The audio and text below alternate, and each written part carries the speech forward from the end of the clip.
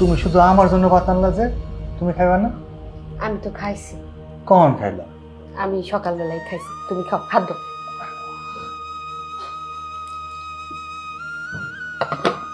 একটু পানি দাও। অনেক দূর থেকে আইছি তো, হাতে ময়লা থাকতে পারে।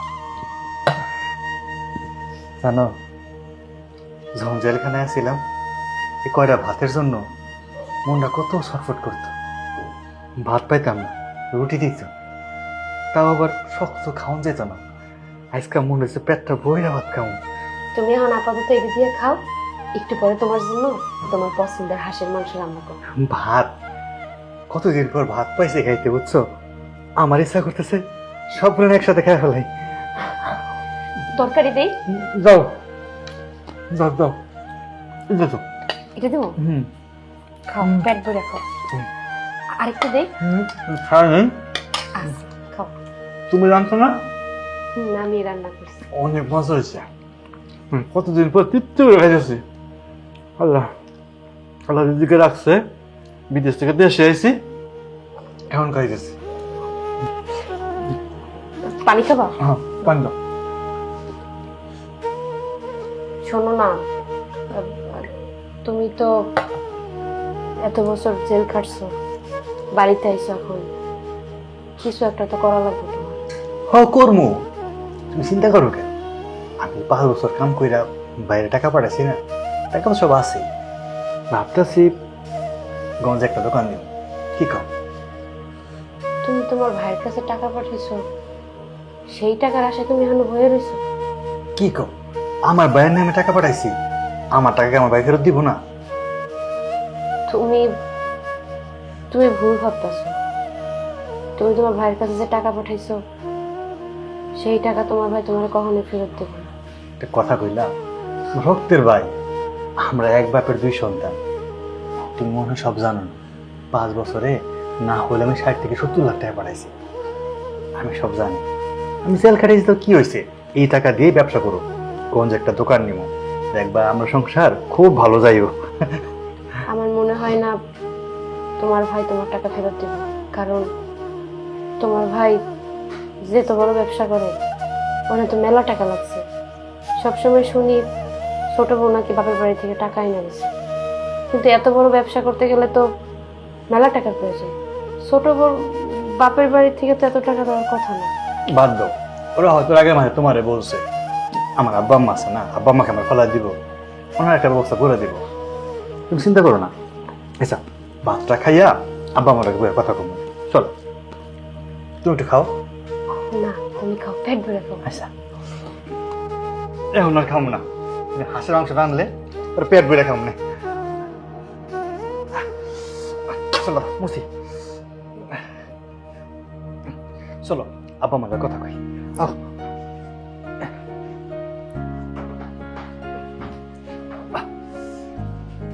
আহ, তাড়াতাড়ি আও।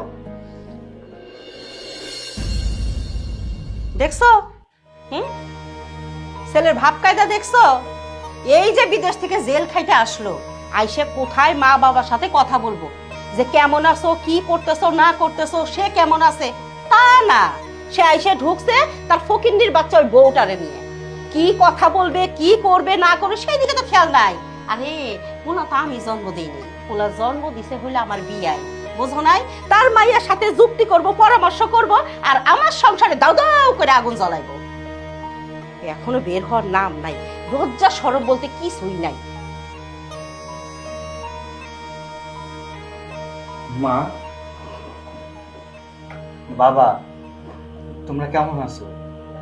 কেমন আর থাকমু? আমার কথা কি তোর মনে আছে? বউলিয়া এ যে ঘরের ভিতর ঢুকছস আর বাইরের নাম নাই। আব্বা, আমি বুঝতে পারছি তুমি রাগ করছো। সত্যি কথা কি আব্বা, আমি যখন বাড়িতে ঢুকছি তখন তোমরা কেউ বাড়িতে ছিল না, তোমার বৌমাই একলা ছিল। আর 2টা বছর জেল খাইতে আসছি বাবা, শরীরটা একদম চলতেছিল না। আর আমার কাছে কোনো টাকা পয়সা ছিল না। লোকাল বাসে আইসি, এর দূর রাস্তা হাইটে আইসি, অনেক খিদা লাগছিল। তাই তোমার বৌমা কটা ভাত বেড়া দিছে, কটা ভাত খাইলাম। এই তো, রাগ করো না। ও মা, তুমি কি কথা কইবা না? কথা কমো না কেন? আগে যা, তোর শাশুড়ির খোঁজ খবর নিয়ে আয়, তার সাথে দেখা করে আয়, তারপর আমার সাথে কথা বলিস। মা আমার সে আগের মতো যে দিয়ে আছে।